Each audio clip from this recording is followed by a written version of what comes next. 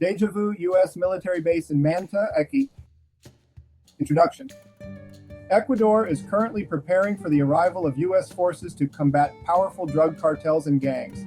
Plans include constructing a naval facility in Manta, complete with barracks and administrative offices to support U.S. military personnel.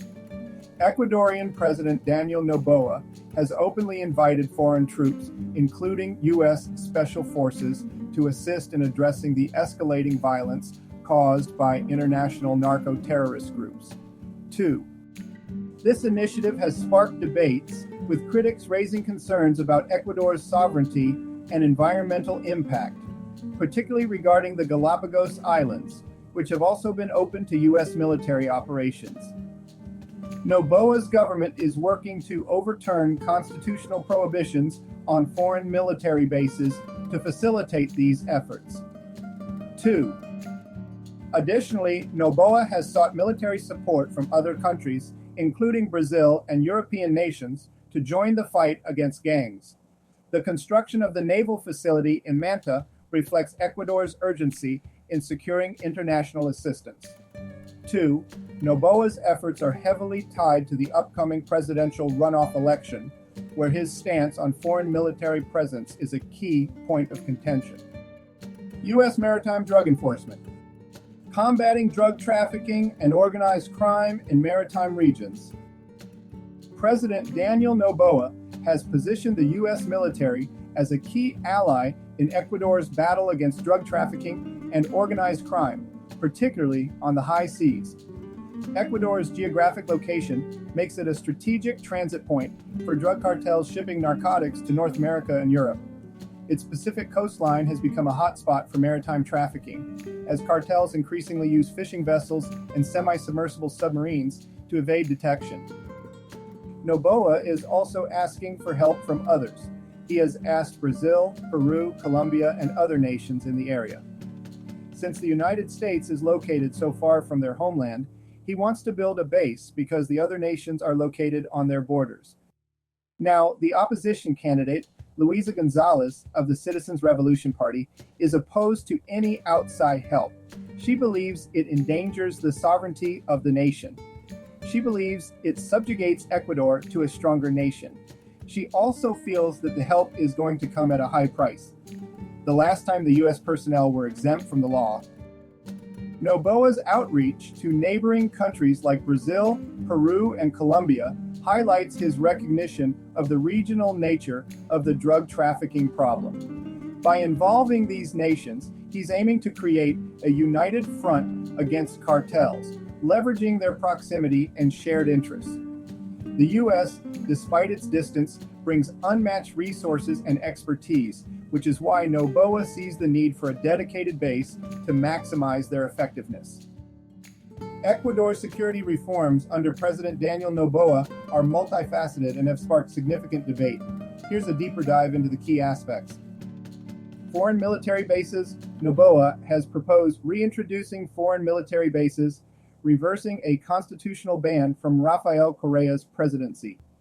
This move is aimed at combating transnational crime, particularly drug trafficking, which has surged due to Ecuador's location between Colombia and Peru. The proposal has raised concerns about national sovereignty, but highlights the urgency of addressing organized crime. Partnership with Eric Prince. Noboa has partnered with Eric Prince, founder of the controversial private defense contractor, formerly known as Blackwater. This alliance aims to strengthen Ecuador's capabilities in fighting narco-terrorism and illegal activities, but it has faced criticism for involving private military forces. Military infrastructure expansion. Ecuador is also expanding its military infrastructure and preparing for collaboration with U.S. forces. This reflects a broader strategy to tackle security challenges and enhance the nation's defense capabilities. Ecuador's decision to reintroduce foreign military bases carries significant geopolitical implications, both regionally and globally. Regional dynamics. Ecuador's strategic location between Colombia and Peru, two of the world's largest cocaine producers, makes it a critical player in combating drug trafficking. By allowing foreign military bases, Ecuador positions itself as a hub for international efforts to curb narcotics flow, potentially altering power dynamics in Latin America. Sovereignty concerns. The move has sparked debates about national sovereignty. Critics argue that foreign military presence could undermine Ecuador's autonomy, while supporters believe it is a necessary step to address transnational crime. International relations. Collaborating with foreign forces, particularly the U.S., could strengthen Ecuador's ties with powerful allies. However, it may strain relationships with other nations, such as China, which has significant trade relations with Ecuador. Economic and security trade-offs. Enhanced security could attract foreign investment and improve economic stability. However, the reliance on external forces might lead to long-term dependency, complicating Ecuador's ability to independently manage its security. These measures underscore the complexity of balancing immediate security needs with long-term sovereignty and governance.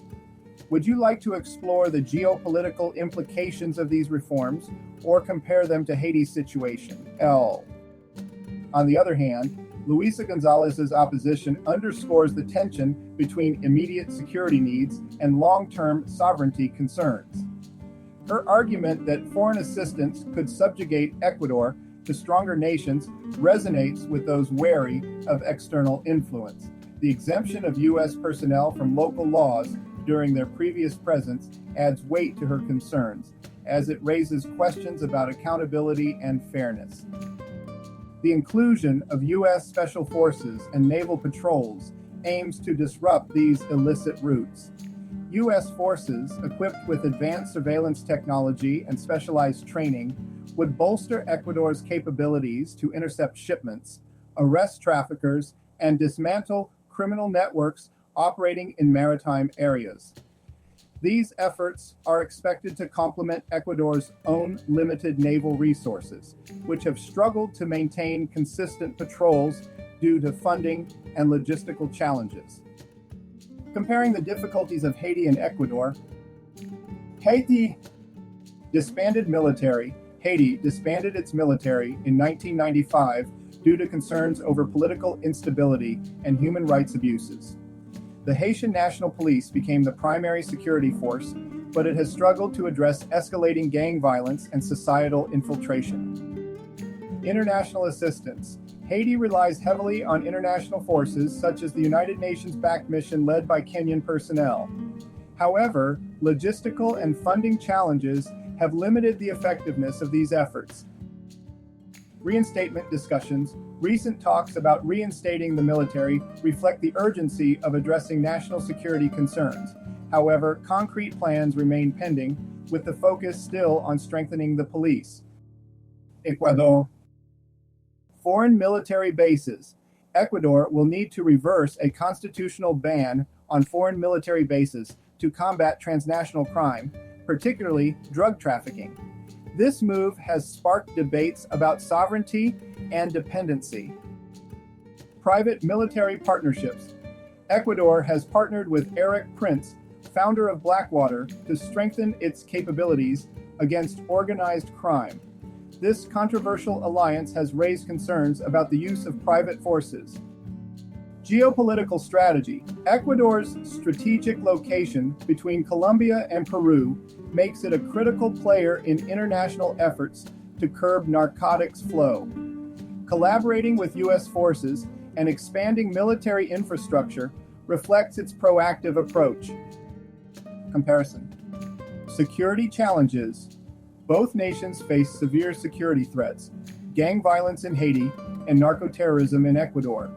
However, Haiti's challenges are more localized, while Ecuador's are transnational.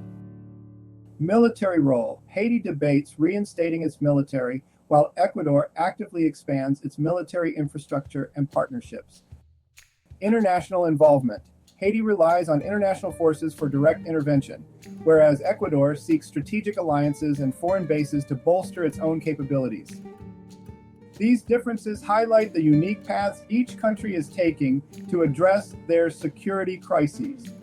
Would you like to explore specific aspects further or focus on another storyline? Let me know. These differences highlight the unique paths each country is taking to address their security crises.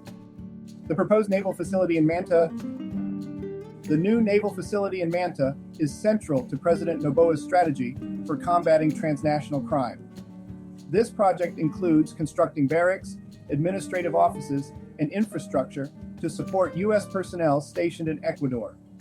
As a coastal city, Manta offers a strategic location for maritime operations, enabling U.S. forces to monitor key drug trafficking routes in the Pacific. Beyond its operational role, the facility symbolizes deeper collaboration between Ecuador and the United States. While Noboa has emphasized the benefits of this partnership in addressing crime, critics have raised concerns about the risks of foreign troop presence, including challenges to sovereignty and environmental impacts tied to increased military aid past U.S. military in Manta. These examples highlight the complexities of SOFAs and the challenges of balancing the interests of host nations with the operational needs of U.S. forces.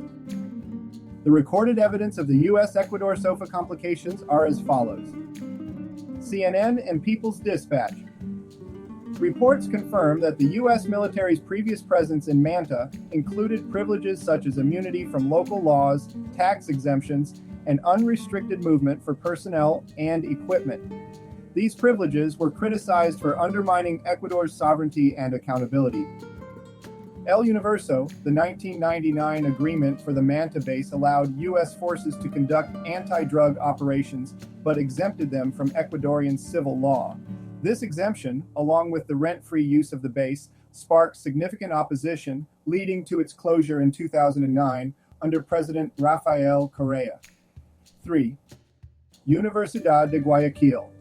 Research highlights that public perception of the Manta base was shaped by concerns over sovereignty, human rights violations, and the belief that the U.S. presence served broader geopolitical interests, such as access to resources. 4. 1. Broader efforts to address narco-terrorist groups. The rise of narco-terrorist groups has exacerbated violence across Ecuador, with record-breaking levels of gang-related homicides and drug-related crimes.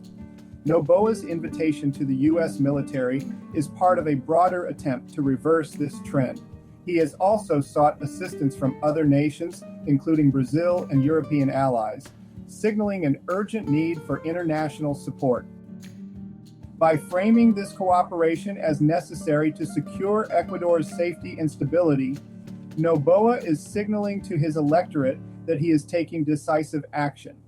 However, the move has reignited debates about whether Ecuador's constitution should be amended to allow foreign military presence and what terms should govern such cooperation. Ecuador's approach to security and military reforms is intriguing, especially under President Daniel Noboa's leadership. Recently, Noboa proposed allowing foreign military bases back into the country, reversing a constitutional ban introduced during Rafael Correa's administration.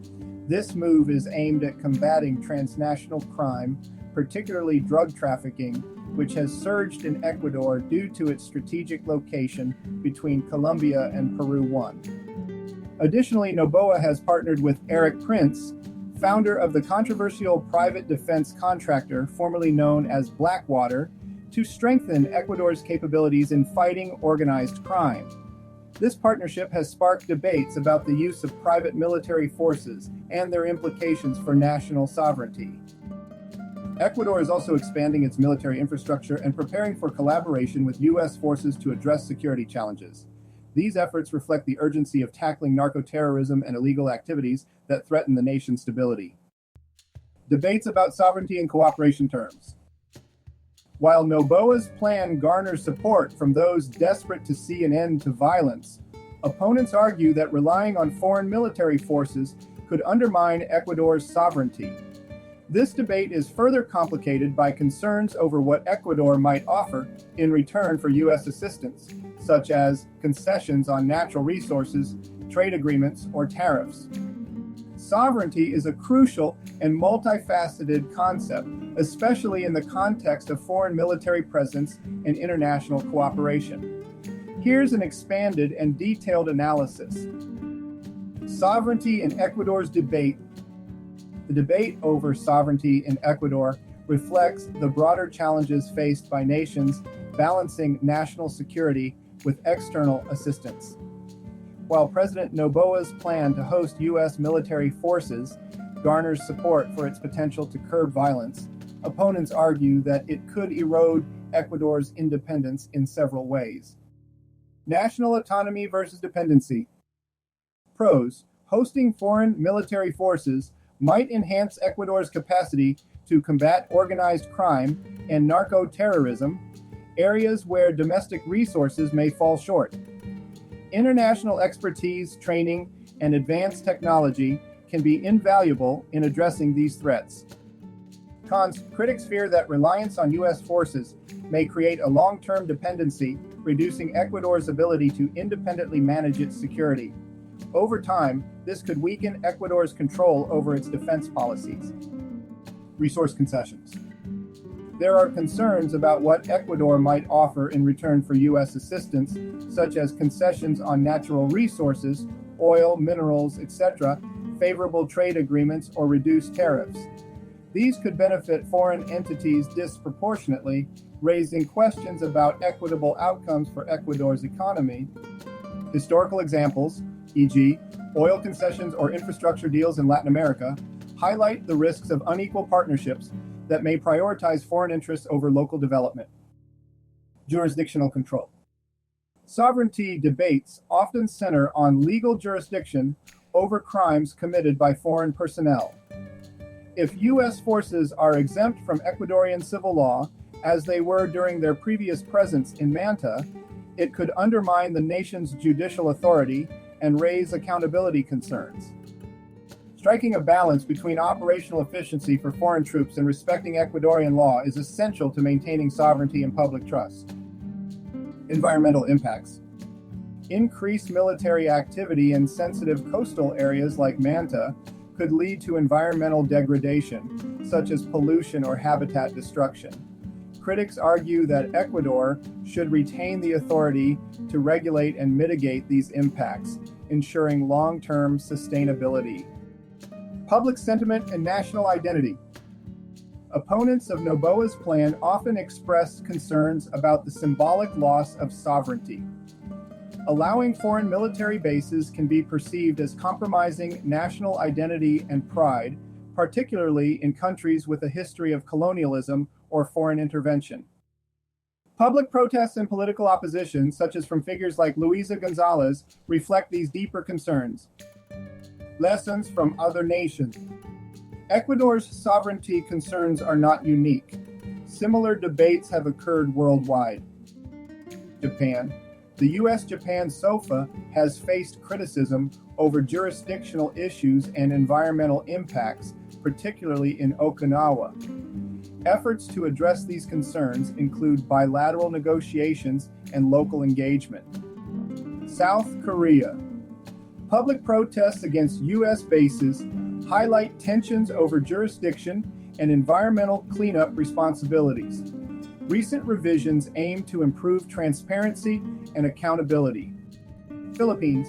The Visiting Forces Agreement has been scrutinized for exempting U.S. personnel from local laws, raising questions about fairness and sovereignty. Germany. While the U.S.-Germany SOFA is relatively stable, disputes over tax exemptions and environmental impact continue to arise. Iraq. The U.S.-Iraq SOFA expired in 2011, but its controversies over sovereignty and jurisdictional control offer valuable insights. By studying these examples, Ecuador can refine the terms of its agreements to address sovereignty concerns effectively. Ensuring transparency, protecting national resources, and respecting legal jurisdiction are critical to achieving balanced and sustainable partnerships. Balancing security and sovereignty. Critics have raised valid concerns about the precedent Ecuador might set by inviting foreign military forces to help address domestic security issues. Such a move could inadvertently establish a reliance on external entities, undermining Ecuador's ability to independently manage its security challenges. This dependency may extend beyond military operations, with Ecuador potentially offering concessions that could compromise its natural resources, trade agreements, or economic autonomy. Furthermore, the implications of foreign military involvement go beyond security and economics. It risks altering public perception of national sovereignty, with external powers wielding influence over internal matters. This could erode the trust of Ecuador's citizens in their government's ability to safeguard their rights and interests. President Noboa's administration faces the critical task of carefully navigating these questions, ensuring that immediate solutions to violence do not come at the expense of Ecuador's long-term autonomy and identity. The complexities of balancing security needs with maintaining sovereignty require thoughtful negotiation and clear boundaries in any agreement. Transparency and accountability will be crucial to demonstrating that Ecuador retains control over its future while benefiting from international cooperation. Conclusion. Ecuador faces increasing violence and transnational threats, putting President Noboa's administration at a critical juncture. The decision to host foreign military forces, while promising immediate security benefits, carries profound implications for the nation's sovereignty, economy, and public trust. These challenges demand careful deliberation and decisive action. It is time for Ecuador's leaders, citizens, and global partners to engage in open discussions about the nation's path forward. How can international partnerships be leveraged without compromising autonomy? What safeguards can ensure that Ecuador remains the ultimate authority over its resources, laws, and future?